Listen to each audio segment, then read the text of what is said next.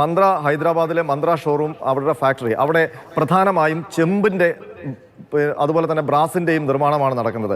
അത് പങ്കജ് ഭണ്ഡാരി തന്നെ ഈ മന്ത്രയുടെ ഉദ്ഘാടന വേളയിൽ നൽകിയ ഒരു പ്രതികരണത്തിൽ പറയുന്നുണ്ട്. ആ പ്രതികരണം നമ്മൾക്ക് പങ്കജ് ഭണ്ഡാരി, മന്ത്രയുടെയും സ്മാർട്ട് ക്രിയേഷൻസിൻ്റെയും ഉടമ പങ്കജ് ഭണ്ഡാരിയുടെ ഒരു പ്രതികരണം കേൾക്കാം. That we have metals like bronze, copper, brass, because Indian beauty likes in it, and anything to do with positive energy, if you look at temples, all your items in copper. So all my products are made in metal, bronze.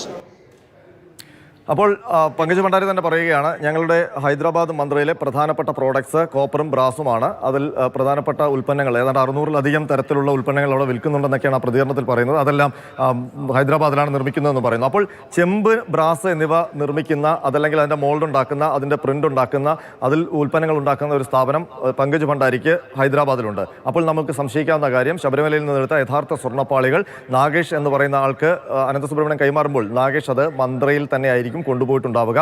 അവിടെ വെച്ച് അത് ഒന്നുകിൽ അതിൽ നിന്ന് സ്വർണം ഉരുക്കിയെടുത്തു, അതല്ലെങ്കിൽ അവിടെ വെച്ച് എന്തായാലും സ്വർണം ഉരുക്കിയെടുത്താലും യഥാർത്ഥ സ്വർണ്ണപ്പാളി മറ്റാർക്കെങ്കിലും കൈമാറിയാലും അതിൻ്റെ ഒരു പ്രിന്റ്, അതിൻ്റെ ഒരു ഡ്യൂപ്ലിക്കേറ്റ് എടുത്തിട്ടുണ്ടാകും കോപ്പറിൽ. ആ കോപ്പറിൽ ഡ്യൂപ്ലിക്കേറ്റ് എടുത്ത സ്ഥലം ഈ സ്മാർട്ട് ക്രിയേഷൻസിൻ്റെ തന്നെ ഉടമസ്ഥയിലുള്ള ഹൈദരാബാദ് മന്ത്രയിലാകാനുള്ള സാധ്യതയാണ് സംശയിക്കപ്പെടുന്നത്.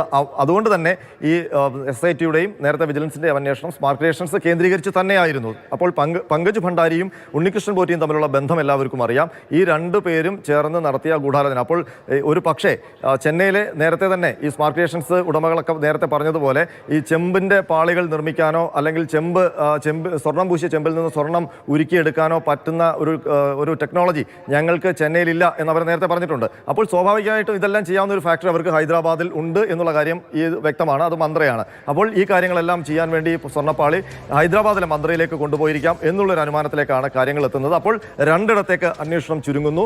നാഗേഷ് എന്ന് പറയുന്ന ആൾ, അയാൾക്ക് മന്ത്രയുമായിട്ടുള്ള ബന്ധം, മന്ത്ര ടു ചെന്നൈയിലെ ഈ സ്മാർട്ട് ക്രിയേഷൻസ്, പങ്കജ് ഭണ്ഡാരി, അങ്ങനെയാണ് ഇപ്പോൾ അന്വേഷണം നിൽക്കുന്നത്. ഏതായാലും നാഗേഷിനറിയാം, പങ്കജ് ഭണ്ഡാരിക്ക് അറിയാം, ഉണ്ണികൃഷ്ണൻ പോറ്റിക്ക് അറിയാം, ഹൈദരാബാദിൽ വെച്ച് അയ്യപ്പസ്വാമിയുടെ യഥാർത്ഥ സ്വർണ്ണപ്പാളികൾ, അതായത് ദ്വാരപാലക ശില്പങ്ങളിലെ യഥാർത്ഥ വിജയമല്യ തങ്കം പൊതിഞ്ഞ ആ സ്വർണ്ണപ്പാളികൾക്ക് എന്ത് സംഭവിച്ചുവെന്ന്.